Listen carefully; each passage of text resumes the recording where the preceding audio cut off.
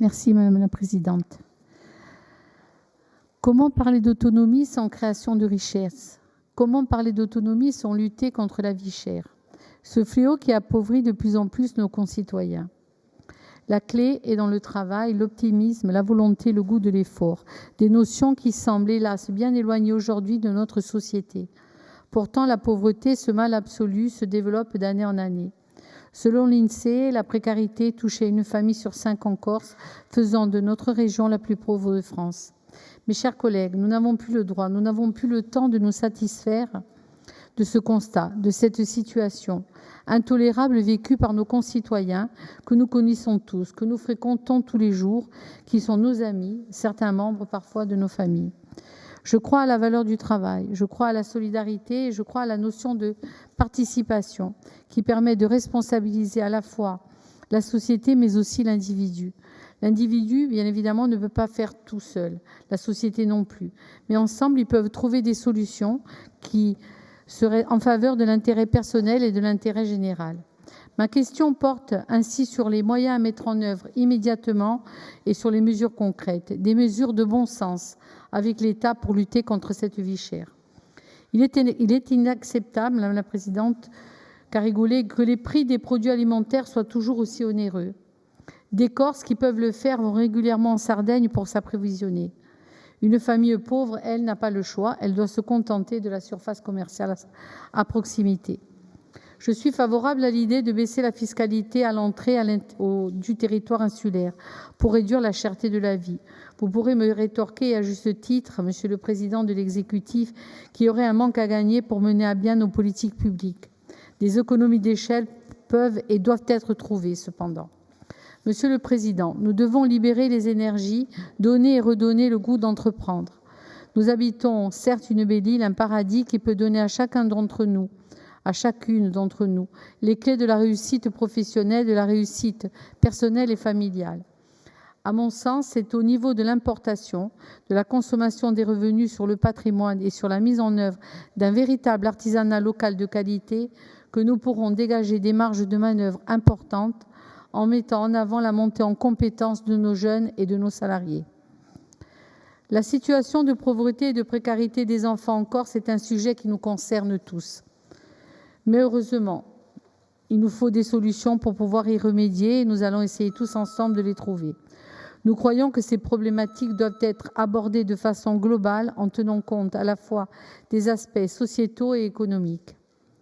Permettre à l'ensemble de nos concitoyens de se loger, de se nourrir décemment, doit être notre mission première. À l'inverse, nous devons aussi exiger des efforts. Ce Big Bang fiscal doit s'accompagner d'une nécessaire responsabilité, d'une prise de conscience évidente que représente la notion de travail. Et nous devons mettre en place des solutions d'accompagnement vers l'emploi durable pour les parents, car nous sommes convaincus que le soutien des adultes est essentiel pour assurer la stabilité des enfants. Notre action inclut notamment l'insertion, l'emploi de transition, l'accompagnement à la mobilité, la formation professionnelle et la lutte contre la fracture numérique. Quelles sont les réponses à ce sempiternel problème de vie chère? Pouvons-nous croire à une réforme de la fiscalité rapidement? Comment faire du tourisme, de l'agriculture et de l'artisanat le précieux tiercé d'une Corse qui gagne et qui affronte les grands défis de demain? Monsieur le Président, pourriez-vous nous faire un point d'étape sur le suivi et la mise en application des décisions qui avaient été prises dans le cadre de la conférence sociale à Ringraziabi? Ringraziabi, Madame la Presidente. Care consiglieri, vi ringrazio per le vostre domande nata a precarità e a puertà.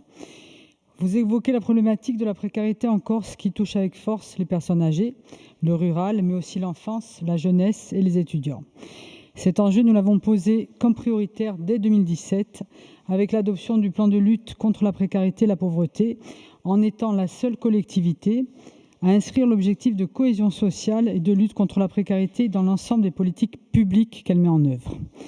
Je vous remercie donc de me donner l'occasion d'intervenir sur ce thème qui a par ailleurs été abordé avec les députés de la Commission sociale, des affaires sociales de l'Assemblée nationale à l'occasion de leur visite le 23 et le 24 mai dernier. Les constats, nous les partageons. Les chiffres de la précarité en Corse, nous les connaissons Et la dernière étude INSEE d'avril 2024 nous rappelle qu'un enfant sur 4 vit dans une famille en situation de pauvreté en Corse. Et sur certains territoires, ces chiffres sont encore plus alarmants. Je souhaite revenir sur le fait que la Corse a un solde migratoire positif. Entre 2014 et 2020, la population a augmenté de 1% par an, plus 0,3% en moyenne nationale, et elle augmente encore presque 3 fois plus vite qu'ailleurs. Or, la structuration actuelle de notre économie, axée aujourd'hui autour du tourisme, produit, nous le savons, principalement des emplois précaires. C'est pour cela que le Conseil exécutif, sous l'égide d'Angèle Bastien, travaille à un tourisme lissé sur l'année et générateur d'emplois pérennes. Donc, en attendant, quelle est la stratégie du Conseil exécutif de Corse pour agir contre cette réalité ? Sur la réalité, Caragati, je tiens à vous préciser que depuis 2018, l'Assemblée de Corse a mis en place une conférence sociale pour le respect des droits fondamentaux des citoyens de Corse dans le domaine économique et social. Sur les prix de première nécessité, la conférence sociale s'est réunie à 4 reprises entre 2019 et 2022. On a notamment été mis en place un panier de plus de 200 produits de première nécessité à des prix garantissant un accès facilité pour les consommateurs, une charte avec les enseignes de la grande distribution en Corse et un suivi des prix réalisé par Corsica Statistica et l'ADEC. Des propositions concrètes, adaptées, afin d'agir directement sur les prix en Corse ont été formulées en juillet 2022. Transmises à la Première ministre de l'époque, qui devait tenir compte de la situation de la Corse dans le cadre du projet de loi sur le pouvoir d'achat porté par le gouvernement. Ces propositions n'ont pas été retenues. D'ailleurs, nous attendons toujours les effets du ruissellement cher au président de la République. Sur la stratégie de lutte contre la précarité, chère Véronique, vous le savez, depuis 2018, le Conseil exécutif porte un véritable projet de société solidaire et inclusive. Cette politique s'articule autour de 3 axes structurants. Accentuer la lutte contre la précarité et la pauvreté en densifiant les actions sur les territoires les plus précaires et en promouvant des solutions nouvelles et innovantes. Poursuivre et développer les politiques sociales en faveur des publics prioritaires, la petite enfance, qui est une de mes priorités, vous le savez, les jeunes, les personnes âgées en situation de handicap, les publics précaires. Je vous parlerai de la promotion de la santé. Je vous rappelle que le budget des politiques sociales et de santé s'élève à environ 210 millions d'euros. C'est un tiers des dossiers qui ont été présentés à l'Assemblée de Corse qui concernent les secteurs de la santé et du social. Donc, vous voyez un budget qui est extrêmement important en faveur du social et de l'essentiel. Dans le cadre de notre convention d'appui à la lutte contre la précarité et l'accès à l'emploi, l'État intervient à hauteur de 1,4 million d'euros sur 3 ans. Une contribution bien en deçà des enjeux, avec à peu près un peu plus de 400 000 euros par an. Lors de la mandature actuelle, votre Assemblée a adopté sur proposition du Conseil exécutif des documents stratégiques pour les années à venir. Je veux citer ici le schéma directeur d'aide en faveur de l'enfance 2022-2026. Il n'y en avait pas jusqu'à ce jour. Axé à la fois sur une réponse plus adaptée à la dégradation des situations, mais également et surtout sur la prévention et le soutien à la parentalité. Le schéma directeur de l'autonomie 2022-2026, il n'existait pas non plus, avec un axe autour du développement de la silver economy, qui permet par exemple de créer des emplois non délocalisables. Il s'agit d'un plan d'action ambitieux pour répondre à l'enjeu du vieillissement de notre population. Je pourrais vous citer également toutes les actions, le gérontopole, etc., mais vous les connaissez toutes, j'en suis sûre. Le programme et pacte d'insertion territoriale que j'ai présenté le mois dernier, sur lequel s'appuie la politique d'accompagnement social et professionnel des bénéficiaires du RSA. Dans ce domaine, vous le savez, notre approche est volontairement axée sur l'accompagnement global des bénéficiaires pour lever les freins à l'insertion, comme la mobilité, la formation, l'accès aux droits sociaux, tout cela dans une logique de parcours et d'insertion durable. Je pourrais vous citer également un maillage extrêmement serré avec moins de 30 minutes d'accès à un service, avec des assistantes sociales présentes dans les mairies sous forme de convention, le bus santé sociale sur la plaine orientale, etc., etc. Par ailleurs, nous travaillons actuellement avec les services de l'État sur les prochains plans départementaux d'action pour le logement et l'hébergement des personnes défavorisées. Car vous le savez, le logement est au cœur des préoccupations des Corses.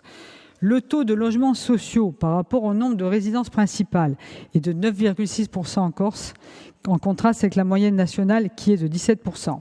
La réalité, c'est qu'aujourd'hui en Corse, les plus précaires n'arrivent pas à se loger. Vous m'interrogez, Madame la conseillère Cara Juliette, sur la situation des structures qui œuvrent dans le domaine de la grande précarité de l'hébergement. Cette compétence relève de l'État. Pour autant, j'ai eu l'occasion en plusieurs reprises de présenter des rapports qui visaient à soutenir ces structures, qui portent des centres d'hébergement et de réinsertion sociale dans le cadre de notre politique, car ces structures effectuent un travail permettant d'amorcer un accompagnement social et un retour progressif aux droits, à la santé, au logement et à l'insertion.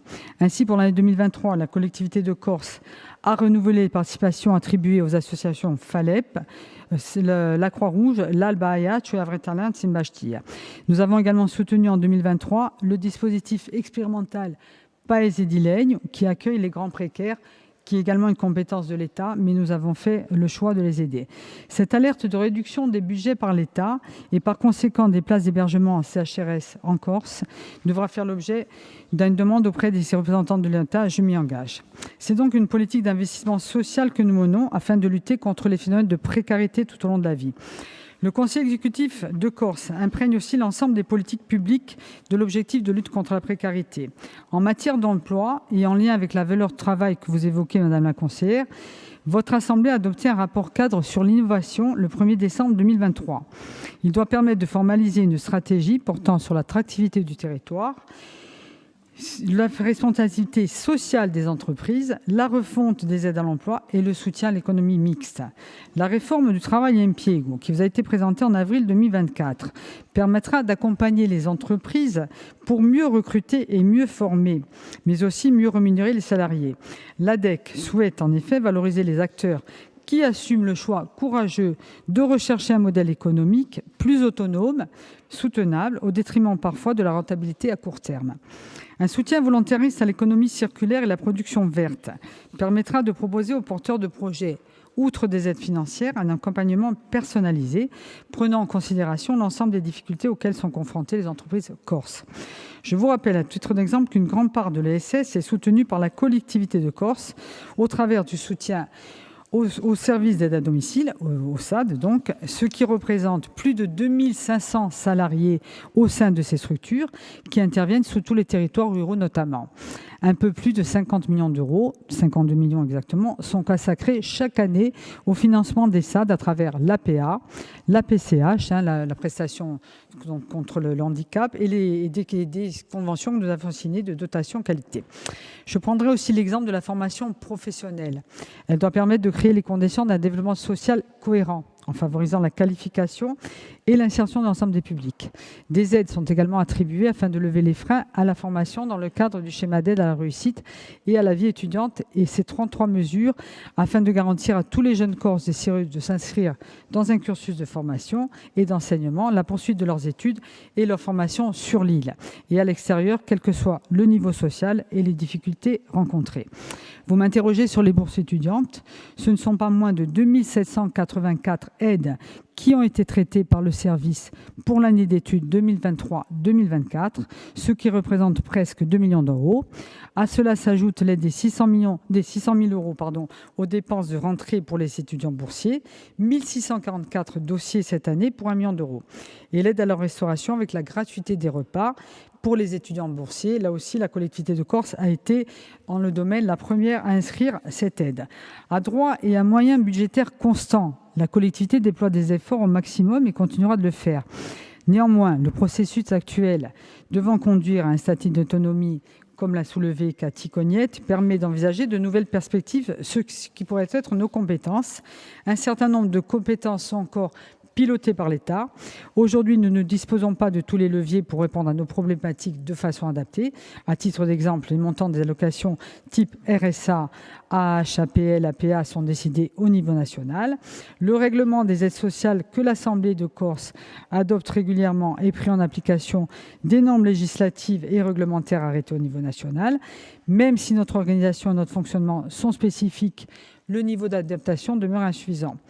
Ainsi, comme j'ai eu l'occasion de le rappeler, la cohésion sociale, le développement social équilibré partout et pour tous. La lutte contre la précarité constitue des priorités politiques qui irriguent toutes les politiques publiques mises en œuvre par la collectivité. J'aurais pu vous citer également la mise en œuvre sur les logements sociaux initiée par l'AUE sous l'égide de Julien Paolini, de tout ce qui est déperdition énergétique et économie donc d'échelle.